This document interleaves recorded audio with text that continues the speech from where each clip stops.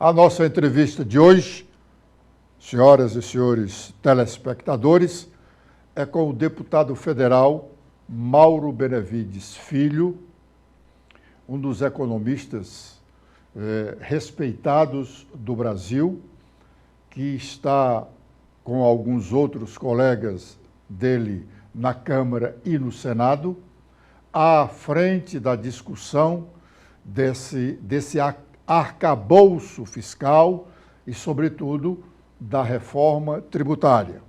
Mas o deputado Mauro Benevides Filho foi um dos principais incentivadores do movimento e da efetivação do piso nacional da enfermagem, que, por sinal, embora tenha sido aprovado esse piso nacional no ano passado, o pessoal da enfermagem e afins dos serviços da enfermagem ainda não está recebendo esse piso.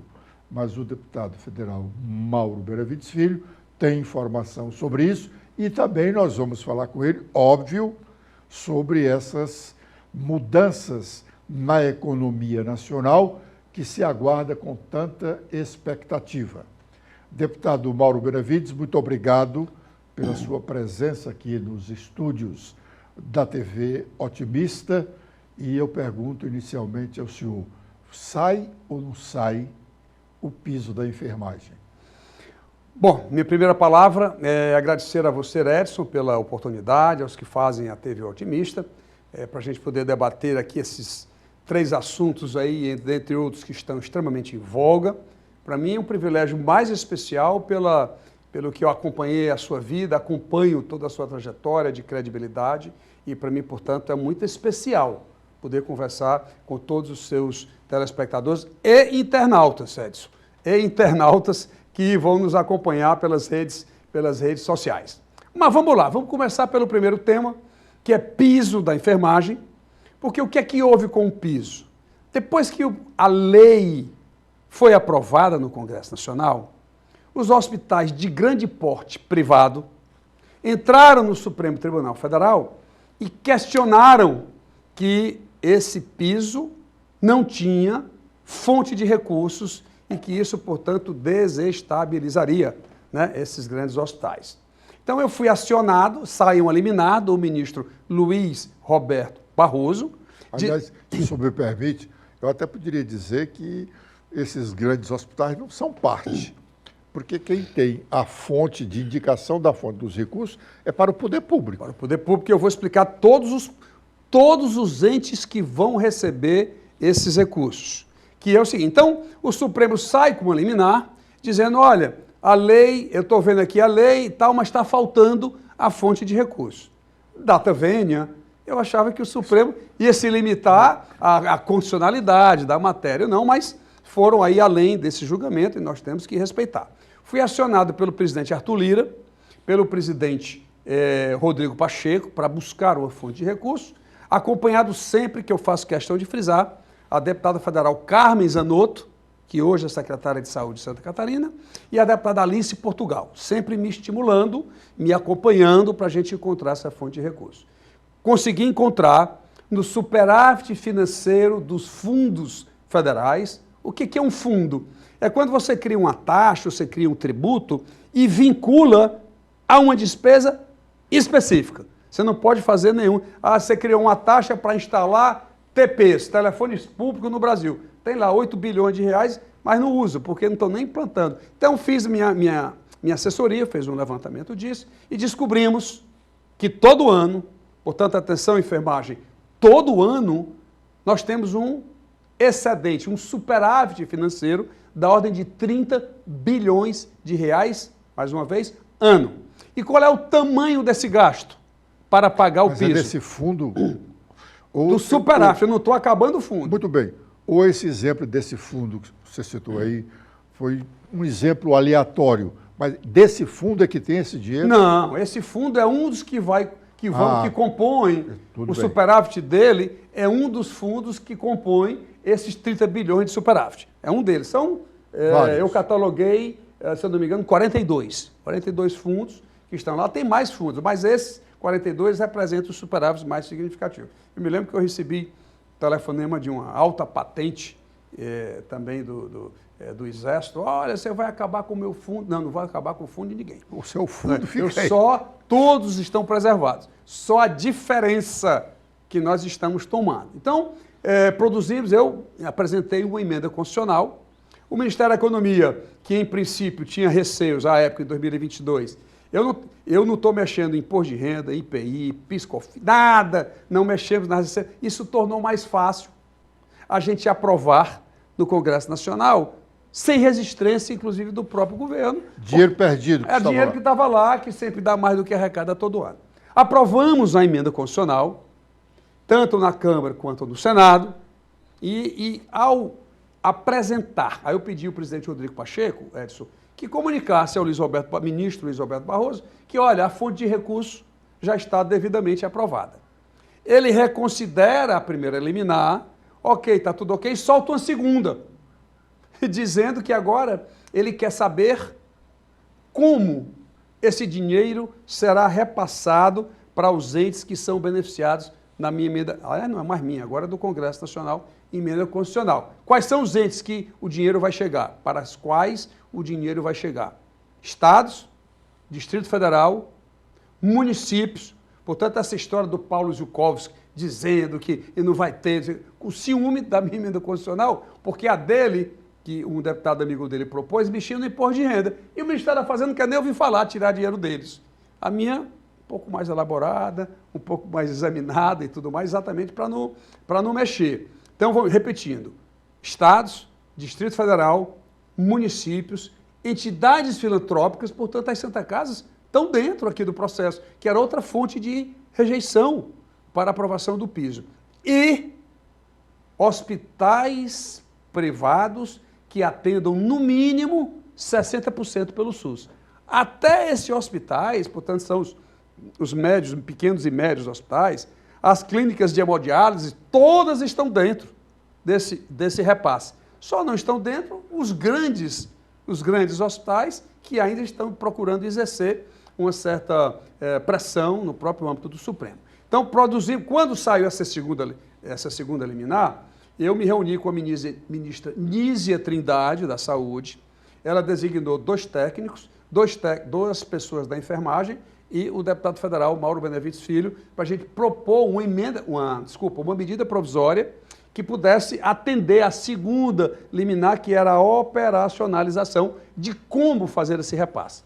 Produzimos isso em 8 dias, 9 dias. A ministra Nízia Trindade faz lá o seu aprimoramento e encaminha, mês passado, já temos um mês disso, encaminha para a Casa Civil o ministro Rui Costa. Isso eu já tinha estado com o ministro Haddad, que tem me tido assim, uma deferência, e eu quero fazer esse registro publicamente. Tive com a ministra Simone Tebet, tive com a ministra Nízia, que é onde se originou tudo, com o ministro Jorge Messias, que é o ministro da Advocacia Geral da União, e tivemos também com o ministro Padilha, que é o ministro da Política, das Relações Institucionais do presidente Lula, que é quem está cumprindo esse papel. Faltava só estar com o Rui Costa, que sentou lá em cima dessa medida provisória, até a gente eu consegui ter uma audiência com o ministro Rui Costa para entender as preocupações dele, porque da demora, e ele falou que estava preocupado, por exemplo, ele me disse, mas só tem 2 anos de fonte. Eu digo, ministro, é só ler um pouco a emenda. A emenda do superávit financeiro são 5 anos, de 2023 a 2027, e a partir de 2028, para tirar recursos recursos já alocados do Fundo Social do Pré-Sal. Porque lá, Edson, você tem metade para a educação e metade para a saúde. E esse dinheiro está parado lá no governo, está sendo usado. Então, somente da parte da saúde, eu precisava não ter pressão da educação para criar problemas para isso. Então, somente do Fundo Social da Saúde, da ordem lá de 50, 60 bilhões. Mas só depois de 2028. E 28, só em 2028. Então, sem nenhum problema. Aliás, esse fundo vai estar tipo 100 bilhões, 120 bilhões. Então, terminando, esclarecemos para o ministro Rui Costa. Eu mesmo tive com o ministro Márcio Macedo, que é o ministro da Secretaria-Geral da Presidência, que é quem está com o presidente todo dia, e tivemos a oportunidade de conversar com ele. Aprumamos tudo. O ministro Rui Costa me pediu só o seguinte, ele disse, deputado, é importante eu ter uma conversa, e eu achei prudente neste caso, é prudente eu ter uma conversa com o ministro Barroso para saber se essa construção aqui... Resolve. Exatamente, para não surgir uma terceira liminar. Nós achamos prudente, ele já esteve com o ministro Barroso, inclusive nos deu a seguinte notícia, que eu achei extraordinária, que eu quero agora dizer de primeira mão para todo mundo. O ministro Barroso disse o seguinte, porque em vez de 2 MPs, o primeiro MP é para abrir o crédito adicional, tem que ser medida provisória específica, vai no mesmo dia, tá? Mas como tem fonte de recurso, não teve problema. E a segunda medida era uma medida provisória para o fluxo de repasse. Sabe o que ele disse, Edson? Olha, em relação a esse fluxo de repasse, eu nem preciso de medida provisória mais. Se o Ministério da Saúde soltar uma portaria, fazendo o fluxo desse repasse, por mim, está sanado. Isso já foi dito para a gente. Nós vamos ter o último encontro com o ministro Rui Costa para dia 11 de abril, atenção enfermagem, 11 de abril será o encontro derradeiro e a gente espera que até o dia 12, que é o dia da enfermagem brasileira, o presidente Lula possa dar essa grande notícia e eu, como deputado federal, vou me sentir assim, extremamente regozijado com todo esse esforço que eu venho fazendo ao longo do período. Deputado Mauro, esses recursos que vão chegar aos municípios, aos estados, aos hospitais filantrópicos, enfim, os beneficiados todos, esses recursos são suficientes para pagar todas as despesas da enfermagem ou para complementar o piso da enfermagem? Não, os recursos nós medimos, são 10 bilhões e 900, são 11 bilhões de reais, que é para complementar. Então, se a enfermeira na entidade A só recebe 3 mil reais, hoje numa prefeitura ganha para a enfermeira 2.800. Ela não ganha... tem prefeitura que paga 3.500, mas vamos botar o caso clássico de uma enfermagem, que o técnico de enfermagem ganha menos, onde a diferença é maior e eu vou explicar. Então, aí vamos dizer que a enfermagem, a enfermeira, ou enfermeiro, que apesar de ser um número menor... O pessoal da enfermagem.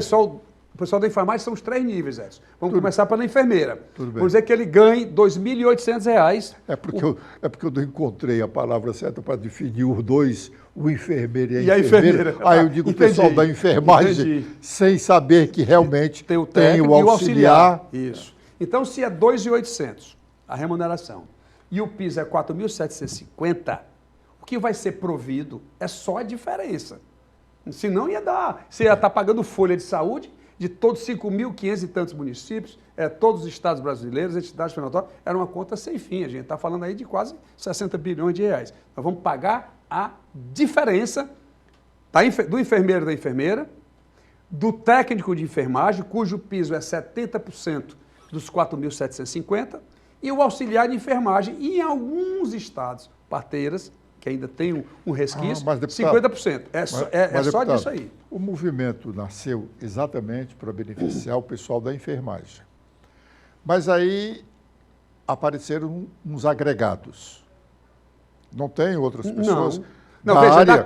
na Câmara tem 147 propostas de piso, mas infelizmente eu tenho que dizer à população cearense brasileira que na hora que foi promulgada a emenda constitucional 127, que é a minha, do piso, da fonte de recursos, 4 horas depois foi promulgada a emenda constitucional 128, que proíbe agora o Congresso Nacional criar despesa para estados e municípios.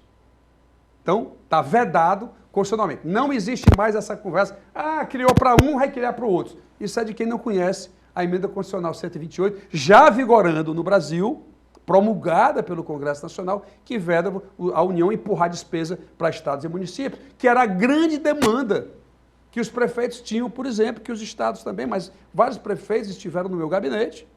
Você sabe que eu tenho um filho, o prefeito Davi Benevides, que é prefeito da cidade de Redenção, que era uma preocupação que eles tinham, né, em relação a essa questão, como é de todos os municípios, vai pagar os pisos sem ter uma fonte extraordinária para isso? Daí a razão da gente ir buscar tecnicamente e é o que nós estamos discutindo agora, nesse exato momento, e eu só vou me acalmar no dia que, como você abriu o programa falando, só vou me acalmar no dia que tiver no contra-cheque de todos os profissionais da enfermagem esse valor. Os demais categorias, nesse momento, nós não podemos conversar porque é um impedimento legal. Mas o senhor não acha, nós temos apenas 1 minuto e meio para encerrarmos esse primeiro bloco, mas o senhor não acha que é muito otimismo pensar nisso para o dia 12 de maio? Veja, todos os passos técnicos estão celebrados. A primeira emenda constitucional, o segundo, a medida provisória, seja a medida provisória da abertura de crédito, porque a enfermagem às vezes me perguntava por que 2? Foi uma pergunta recorrente, frequentemente. É porque, a abertura de crédito adicional no governo federal, em medida provisória, tem que ser feita específica. Né? O Tribunal de Contas da União não aceita dentro do termo do adicional de despesa que está sendo tratado. Ele quer a abertura de despesa somente em uma medida provisória, porque eles acompanham com mais facilidade. E a outra seria para destrinchar o repasse. Vamos repassar dinheiro para os estados, repassar dinheiro para os municípios, as entidades filantrópicas se credenciam e recebem, por exemplo, do Estado. E isso é importante porque na emenda constitucional, Edson, eu criei uma dotação orçamentária específica para não se misturar com o dinheiro do SUS. Porque o dinheiro sendo repasse fundo a fundo, isso poderia criar um problema de obscuro. Não, eu não vou ver esse dinheiro e tudo mais. E que é para quem é da área como eu, pedir ou fosse a União para abrir uma dotação orçamentária específica para a gente poder enxergar que esse repasse será feito objetivamente. Bom, tudo bem. Nós vamos fazer um rápido intervalo, mas sem antes eu deixar uma observação para nós encerrarmos esse assunto, porque o senhor fez referência aí aos recursos do SUS e constantemente nós escutamos protestos, reclamações das filantrópicas, sobretudo, do atraso do repasso, porque o repasso do SUS para essas entidades filantrópicas saem das prefeituras, não é isso? Alguns dos estados também. Mas poucos, o grosso, o grosso é dos municípios. Será que realmente as prefeituras, os estados vão repassar imediatamente esse recurso para as folhas?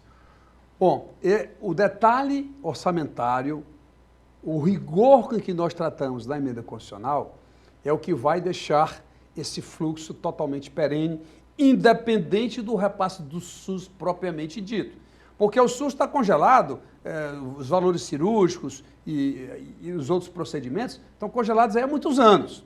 Mas esses 11 bilhões, esse é um ponto importante, esses 11 bilhões estão caracterizados em dotação específica e o mais grave, esses 11 bilhões não serão usados para apurar o gasto mínimo obrigatório de saúde que o governo federal tem que aplicar.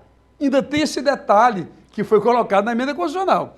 Então, se a União tinha que gastar, vamos dizer, 149 bilhões no ano, esses 11 bilhões que vão para 160 estão fora, porque eu fiquei preocupado que a saúde pudesse ficar contra o piso, porque a gente ia drenar recursos do SUS que já não tem. Então, eu fiz questão de fazer esse rigor técnico que está lá colocado. Aliás, a ministra do Planejamento fez um registro assim muito... Poxa, até esse detalhe, você chegou lá e está lá cravado na emenda constitucional. E com isso eu trouxe o Ministério da Saúde para dentro da discussão, com a disposição não mexe comigo. Não mexe comigo, vamos para frente e tudo mais. Então, Edson, para terminar, o SUS, ele foi altamente, ele já vinha congelado, mas com o teto do gasto em 2016, a educação e a saúde passaram a crescer de um ano para o outro, não de conformidade com o crescimento da receita, mas somente com o crescimento da inflação. Então, um exemplo clássico, 2021 agora, a inflação foi 10,06% e a receita cresceu 17% além dos 10%. Esse excedente, tão grande, podendo ir uma parte para a saúde, para a educação, vai para banco, para pagar a dívida pública. Então, e nós vamos já falar sobre isso, é a grande diferença desse tal arcabouço fiscal, e nada mais é do que um regime fiscal, de como você vai operar a sua receita e como você vai operar a sua despesa e que controle você poderá ter isso para que o seu endividamento não exploda, o que nós economistas chamamos de sustentabilidade intertemporal da dívida. Olha que nome, um nome bonito, né? ou seja, Mas... é da consistência que esse crescimento da dívida, ele é, e é possível, e é seguro que o governo banque o seu pagamento. Mas, deputado, antes de falarmos sobre essa história do arcabouço, eu gostaria que o senhor falasse alguma coisa sobre um assunto que acho que, antes mesmo de o senhor se formar em economia, já se dizia que isso era imperioso que o Brasil fizesse uma reforma tributária. E essa reforma tributária nunca saiu. 30 anos, 29 anos, para ser mais preciso, que o Congresso Nacional discute uma proposta de reforma. O sistema tributário brasileiro é muito complexo, muitas normas, ou seja, você tem Constituição, vamos lá, Constituição, os advogados que estão nos assistindo aqui agora, a Constituição, leis complementares, leis ordinárias, decretos, instruções normativas, portarias, ninguém acompanha. Uma empresa tem que contratar muito advogado e muito contador. E mais, se uma empresa trabalha no estado de São Paulo e vai funcionar no estado do Espírito Santo ou aqui no Ceará, são legislações do ICMS, por exemplo, totalmente diferentes. Então, realmente é um ônus, é muito caro a estrutura tributária brasileira para funcionar. Então, por que agora vai sair? Eu vou dizer aqui para que todos possam me cobrar depois lá na frente. É bom porque as pessoas não acreditam mais. Não acreditam, eu vou lá perguntando, e sai? Primeira pergunta é, e sai dessa vez? Primeiro por duas razões. Toda empresa, todo brasileiro é a favor da reforma tributária. Você fala com qualquer segmento empresarial, tem que ter a reforma tributária, mas todo mundo... Comigo. A reforma tributária é para os outros. Ele não, se atingir alguma coisa a ele já é contra. Esse é o sentimento. Nós somos... A não ser que me desobrigue de pagar imposto de renda.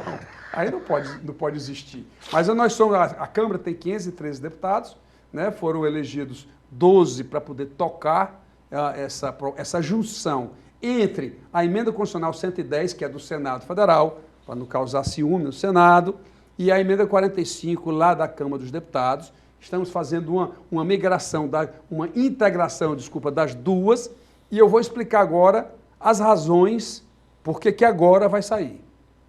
Primeira delas, o governo federal não está metendo o bedelho dele. O governo federal não tem mais uma proposta de reforma tributária para ser discutida. O que está sendo discutido é o que nós já temos na casa, que é a 110, a 45, ainda tem uma outra chamada Emenda Constitucional 46, que trata do programa Simplifica Já, que é um outro espaço aí a ser ocupado. Então, primeiro ponto, o governo federal não está metendo o bedelho com a proposta dele. No que não significa, tem interesse? Total. Então. Inclusive, a partir de agora, dessa primeira semana, da semana seguinte de abril, porque essa da Semana Santa é feriado na sexta-feira, o ministro Haddad tem um compromisso conosco de toda sexta-feira, de 8h30 ao meio-dia, e nós vamos levar para ele todos os dissensos, todas as controvérsias que podem existir entre o grupo e os setores, ou muitas vezes, de menor monta, entre nós próprios dentro do grupo. Então ele demonstrou assim muito determinado, abertura para fazer isso. Ele quer que a reforma saia porque o imposto sobre consumo é muito complexo, é muito desigual, inclusive o Brasil tem um erro grave, porque metade da sua arrecadação tributária é sobre consumo, por isso que torna o país extremamente desigual, é um dos 3 piores do mundo. Aliás, o Brasil agora é tudo do mundo.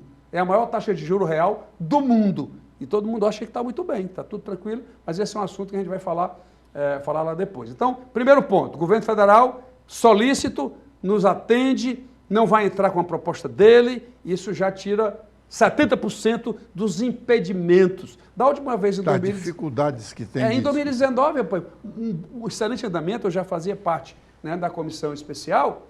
Aí o governo federal vem e diz, não quero essa de vocês não, eu quero a minha, vou criar um CBS, não sei o quê. Aí atrapalhou tudo.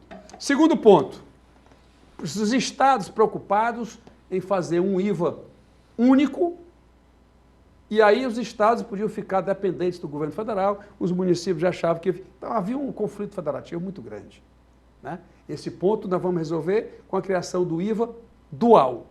O IVA da União, que é IPI e PIS/COFINS, e o IVA dos estados e municípios, CMS e ISS. Acabamos a primeira insegurança que os estados e municípios tinham. Terceiro ponto. Aí também é uma outra diferença do Brasil, né? Quer dizer, o único país que vai ter dois tipos do mesmo imposto. Só que temos 2 IVAs, mas a mesma legislação. Então isso acaba qualquer dificuldade nova que porventura viesse a existir. Então o IVA, se a gente apura que há uma distribuição da carga de 25%, seria 9 a União, 14 estados, 2 municípios. 2 municípios, inclusive, estão reclamando, acho que tem que ser 2,6, 2,8, a gente está calibrando essas coisas. Mas o importante é que a simplificação é preservada. O IVA, apesar de ser dual, União e estados e municípios, será legislação única. Então, acabamos a segunda preocupação do Estado, dentre outras, são 3 preocupações, que eu vou já falar na frente, que é a questão dos incentivos fiscais. O que é IVA? IVA quer dizer Imposto sobre Valor Agregado. Por que é valor agregado? Porque ele é um imposto que nós chamamos não cumulativo. O que é um imposto não cumulativo? Suponha uma empresa de aro que tem que comprar um pneu, ele vai vender o aro com o pneu para a indústria automobilística. Exemplo, as pessoas compreenderem mais fácil. Então, quando o imposto do pneu e o imposto do aro. O imposto, a empresa do aro, quando for comprar o pneu, aquele IVA que a indústria do pneu já pagou, ele vai se creditar, ele tem que pagar 20, mas o imposto do aro já pagou 10, um exemplo hipotético, muito bem, aí ele vai abater os 10, ele não pagará os 20, ele só pagará os 10. Quando ele vender para a indústria automobilística, quando a indústria automobilística for pagar o imposto dela, ele vai abater os 10 do pneu, os 10 do aro. É o que a gente chama do aro, a gente chama isso de imposto não cumulativo. Ou seja, você vai abatendo ao longo da cadeia, e é por isso que se diz, Edson, que o único setor satisfeito com todo esse processo é a indústria, que tem cadeias mais longas, que vão ter, portanto, os abatimentos anteriores dos impostos pagos, vai acabar tendo uma redução de carga. Vai acabar tendo o direito à devolução. Não, vai ter redução de carga. O terceiro grande problema qual é? O setor de serviço. Que esse tem uma verdadeira preocupação, porque estão vislumbrando um aumento de carga exagerado, porque o Bernardo Api e contagiando o ministro Haddad queriam um IVA único, uma única alíquota, o que não existe no mundo. Uma única alíquota, eu pesquisei, fui estudar. Aliás, a Europa agora, a União Europeia, os seus 28 países, acabaram de fazer um amendment, ou seja, uma emenda às directives, às diretrizes do IVA da União Europeia. Eles criaram 5 alíquotas, só para que as pessoas saibam exatamente o que eu estou querendo dizer. Já convencemos ao API, já convencemos que o Bernardo Api é o secretário extraordinário para a reforma tributária no Brasil. Foi criado agora nessa reestruturação administrativa que o governo federal fez.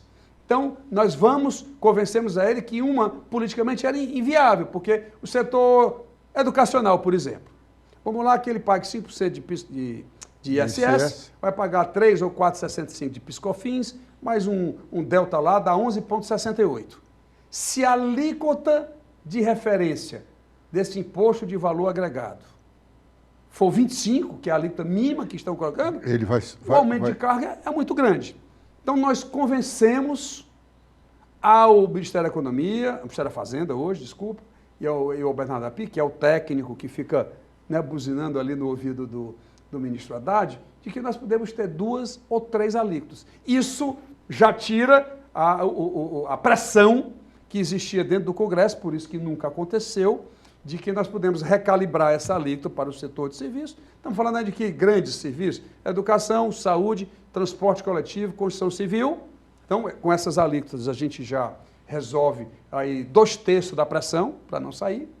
E o último ponto, em segmentos, em setores, é o setor do agronegócio, que ele tem 2 grandes preocupações, que é, olha, nós exportamos, a maioria da nossa produção é para exportação. Nós é que sustentamos o Brasil, nós é que fazemos o PIB crescer. Não vamos... Gente, vai ter um artigo expresso que exportação, ninguém exporta tributo para o mundo.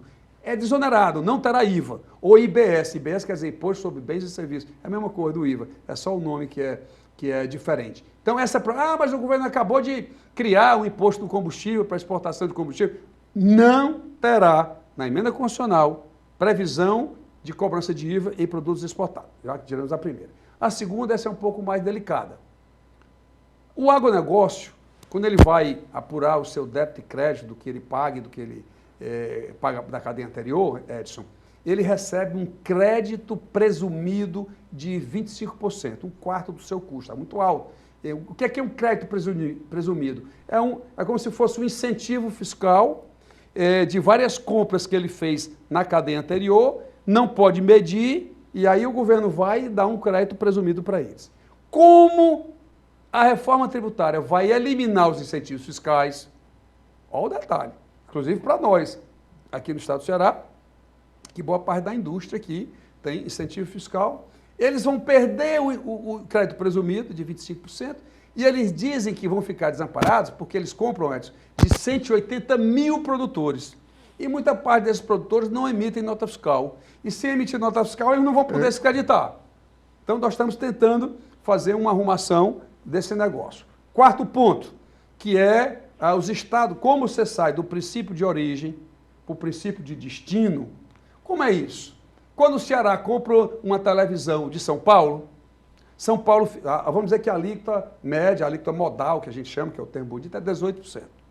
Quando o Estado compra de São Paulo, 7% fica na origem, São Paulo fica com 7%, e o Estado consumidor, no caso o Ceará, fica com 11%.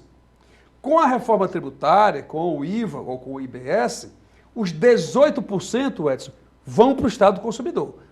Quem fica com o tributo, quem está pagando. Não tem mais essa história de ir na origem. Então isso causou um problema com quem? Com os estados produtores. São Paulo, Minas, Rio Grande do Sul, sobretudo. Então eles vão perder dinheiro. Isso vai acabar então com a Zona Franca de Manaus? Não, super simples. E Zona Franca de Manaus, super simples, vai ser preservado. Zona Franca de Manaus, a ideia é você fazer essa diluição em 50 anos. Porque hoje eles têm 50 anos de isenção. A tese era fazer uma coisa, mas isso está sendo discutido ainda politicamente em 50 anos. Então, para terminar, aí qual é o medo? Qual é o quarto ponto? São Paulo, os estados ricos, que são estados produtores, iam perder receita. O que é que nós fizemos? Fizemos o seguinte, os estados consumidores que vão aumentar suas receitas, parte do acréscimo, ele vai ser entregue aos estados produtores pelo valor da sua receita do ano de publicação da emenda, acrescido pelo IPCA. Acabamos com esse problema também. Então, nós estamos mitigando todos esses efeitos. O que é essa história de arcabouço? Nós já ouvimos manifestações divergentes do mundo da economia. Nós podemos acreditar nisso, deputado Mauro? Vamos procurar, sem economia, Zé, traduzir o que é esse tal de arcabouço fiscal que essa semana toda eu tive em várias cadeias de televisão tentando explicar realmente sem ser em esse linguajar sofisticado que algumas vezes as pessoas economistas querem passar. Basicamente é o seguinte, o governo federal precisa mostrar para o país, para os investidores nacionais e internacionais, para o próprio sistema financeiro, que ele é saudável financeiramente. Ele tem que ter dois objetivos. Primeiro, tem que ter recursos para prover o atendimento das demandas da população. Isso estava esquecido com o teto do gasto. Tem que prover, tem que ter educação de qualidade, tem que melhorar o atendimento de saúde, reforçar a tabela do SUS, que tem 20 anos que não é atualizada, e tem que ter dinheiro também para honrar seus pagamentos da dívida pública. Esse é um ponto importante. Então, o que é que o governo está dizendo? O teto do gasto, como eu já toquei aqui, ele teve um erro grave, que ele colocava o investimento dentro de todas as despesas, controlado pela inflação, independente de quanto a receita crescesse. Ele estava parado aqui. Por isso que o Brasil, de 2010 a 2020, cresceu em média 0%. O Brasil não cresceu, um modelo totalmente equivocado. O que é o arcabouço fiscal? O arcabouço fiscal, ou novo regime fiscal, eu acho que é um termo mais palatável, que arcabouço, às vezes é um nome que a gente nem... Isso é calabouço. É calabouço, que é alguma coisa equivocada e tudo mais. Ou um cala-boca. Também não, mas ele tem o seu mérito da seguinte forma. O que é que ele diz? Ele diz que se a receita aumentar, eu vou dar um exemplo, tudo eu vou usar aqui são exemplos. Se a receita aumentar em 10%, a despesa só poderá crescer até 70%. 3,5%. Até 70% dos 10%, é 7%. 7, né? desculpa, eu entendi Se a 5. receita cresceu 10, 70% de 10 é 7. Então, mesmo que a receita cresça 10, você vai ter um limite de crescimento dessa despesa. Esse é o primeiro ponto. Segundo, esse crescimento da despesa vai ter uma banda, que a despesa todo ano poderá crescer no mínimo 0,6%. Quando eu digo crescer 0,6%, gente, é além, Edson, da inflação, tá? Deputado, qual é o percentual do crescimento vegetativo da despesa hoje? Veja, Porque ela tem a despesa do pessoal, a despesa da educação, a despesa da saúde. Todas essas despesas, elas crescem vegetativamente. mas todas elas estão limitadas pelo teto do gasto, Muito estão bem. limitadas à inflação, nenhuma cresce. Sim, mas com esse arcabouço, Com esse arcabouço, nós vamos permitir para ela crescer, é ela preciso crescer arrecadar mais. Claro. E Com como esse arrecadar arcabouço, mais? vamos falar na receita, vamos falar logo da despesa, porque tem penalidades quando a despesa não é cumprida. A gente precisa registrar Muito bem, isso. a né? da educação, por exemplo. A despesa poderá crescer até 70%, sendo no mínimo crescendo 0,6%, quando eu digo crescer 0,6% é além da inflação, até 2,5%.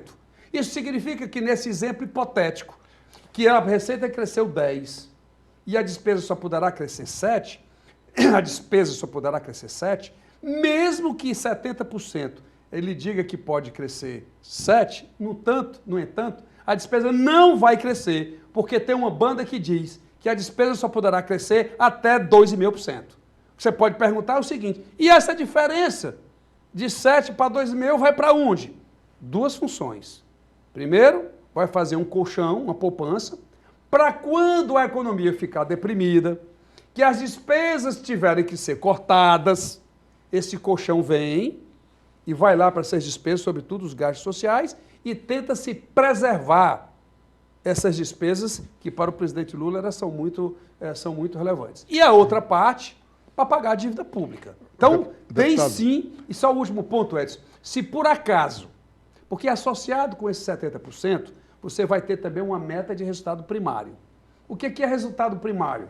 É receita menos despesa, sem que nas despesas esteja o pagamento da dívida pública. Deputado, e se aparecer alguém ainda, saudosismo daí da Revolução, lembrando do Delfim Neto, dizer assim, não, temos que fazer o bolo crescer para depois a gente dividir. Esse colchão não é esse bolo, não? Não, esse aí é conversa para boi dormir, distribuição de renda, você faz crescendo. Esse colchão não é uma conversa para boi dormir? Não, pois eu queria só terminar aqui a penalidade, porque mas e o governo vai cumprir?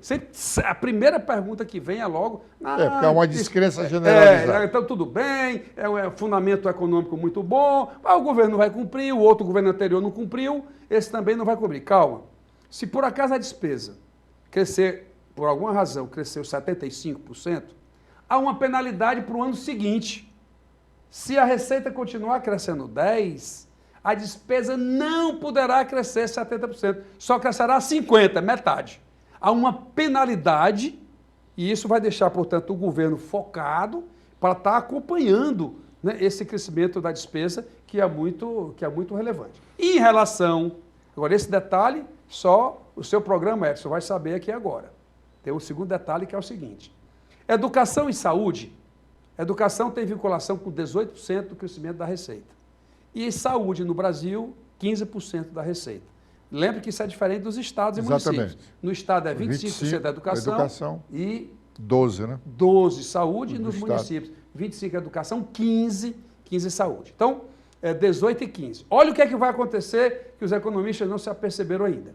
Se é no mesmo exemplo, se a receita cresceu 10% e a despesa só pode crescer 7%, educação e saúde, como tem vinculação constitucional, porque o teto do gasto antes tinha suspendido essa vinculação.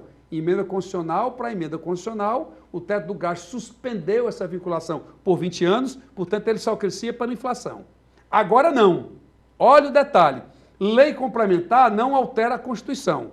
Então, se a receita cresceu 10% e a despesa só pode crescer 7%, educação e saúde, entretanto, por impulsão constitucional, vai ter que crescer 10%. O que é que isso significa? Que outras despesas terão que crescer 3 ou 4%, para compensar o crescimento de 70%.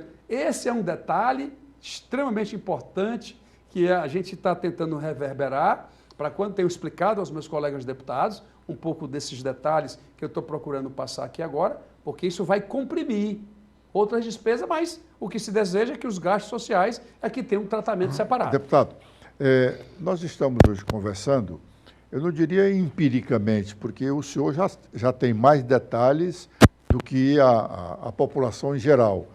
Mas mesmo assim o senhor não tem ainda todos os detalhes, não é? O mundo político ainda está se questionando, né? Como se solucionar esse problema, convencer o mundo político, por exemplo, a partir do seu partido.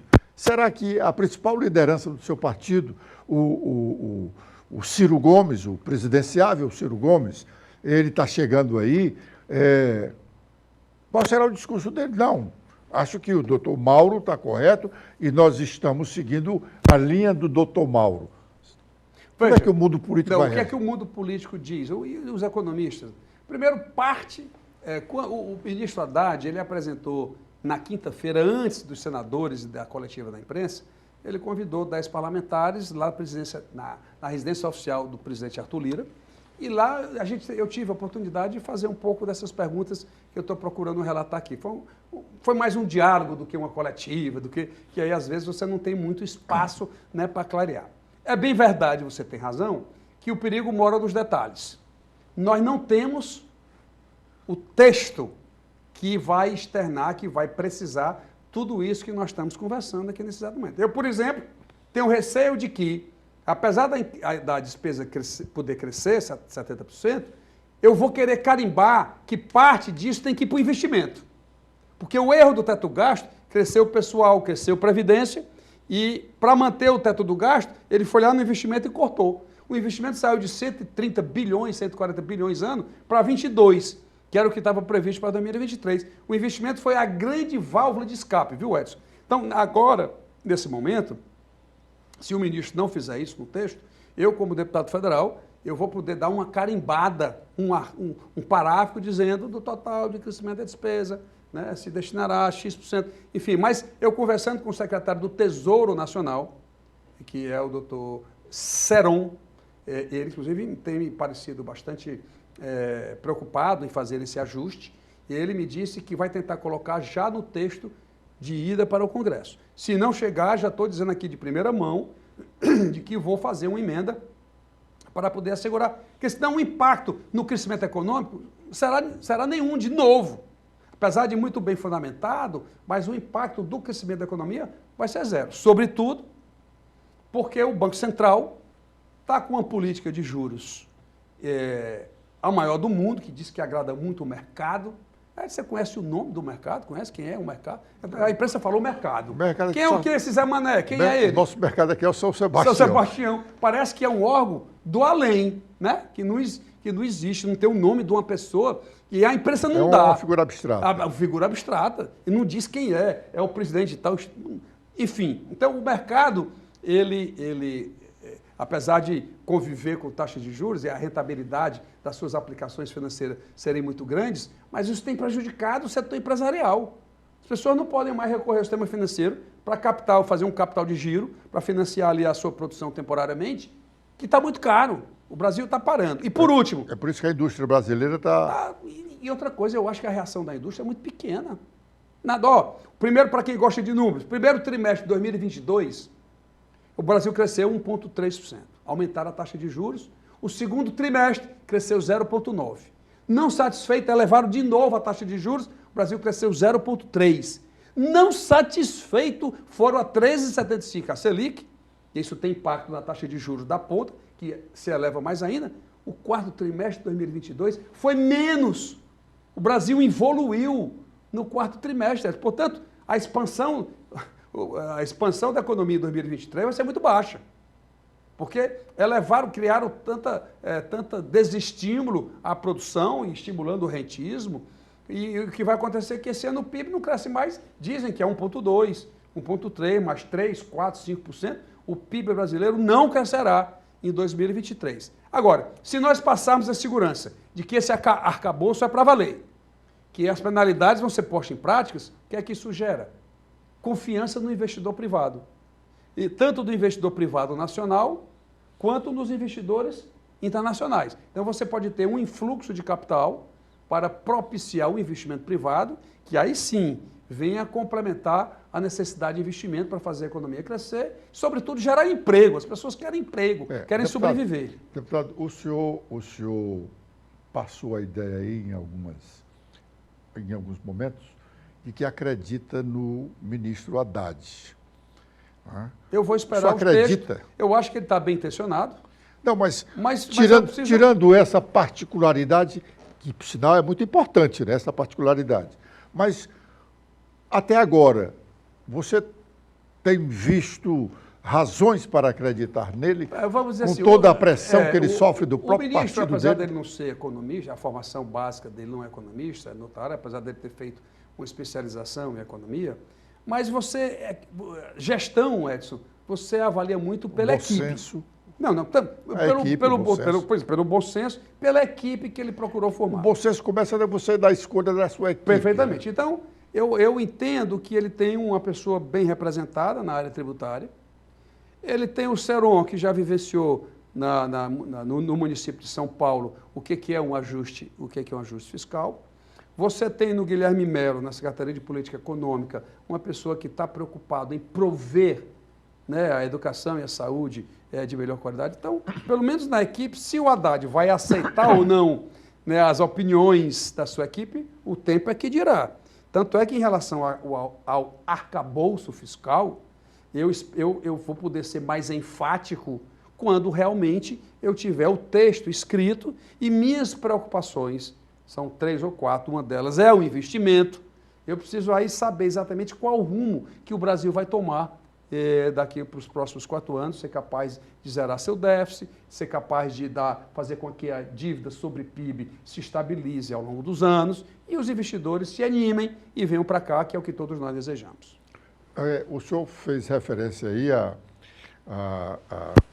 à estabilidade fiscal, citou São Paulo. São Paulo não é um péssimo exemplo, não? E viveu até ontem aí, dependendo de liminares. Veja, eu citei inclusive o município, né, de São Paulo. Desculpa. Eu citei o Estado porque dos últimos 5 anos, São Paulo entrou 3 vezes no Supremo Tribunal Federal para não pagar dívida.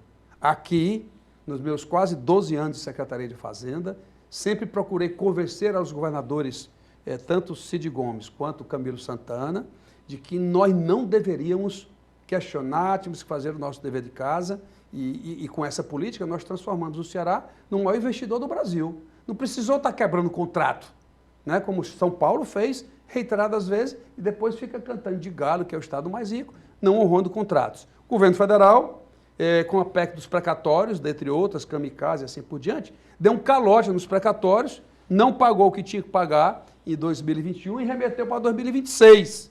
Que isso tem que estar no foco, porque lá naquela época serão 300 bilhões de reais. Então, realmente São Paulo, apesar de ser um estado muito rico, muito protuberante, mas ele tem usado de mecanismos que nós aqui no estado do Ceará somos muito mais rigorosos do que a gestão que eles têm feito por lá.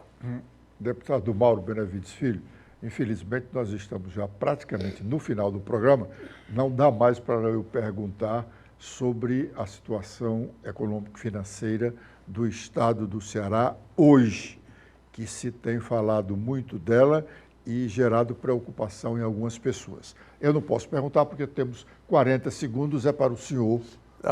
Primeiro eu quero lhe agradecer a oportunidade, quero dizer que o estado hoje, o secretário da Fazenda, Fabrício, é do quadro, portanto, ele conhece a matéria, está substituindo a Fernanda, que foi quem me substituiu, que era a nossa coordenadora da legislação, muito afeita ao tema tributário. Portanto, a gente espera, no decorrer do período, aguardar um pouco. Vamos ver como é que o governo se desenvolve, para a gente não estar fazendo avaliação precipitada. Eu acho. Temos a Sandra, que está lá na Secretaria do Planejamento. Vamos aguardar que medidas vão ser tomadas. E segundo, quero agradecer também a oportunidade para falar sobre o piso da enfermagem, agradecer a voz da enfermagem através da enfermeira Lili. Quero mandar um abraço para ela e agradecer todo o suporte, né, que eu obtive ao longo desse ano todo tratando dessa questão. E em relação ao arcabouço fiscal, segundo a ministra Simone Tebet, isso vai chegar para a gente até terça-feira. Quando tiver o texto, Quem sabe a gente não faça um outro programa nos detalhes para saber se tem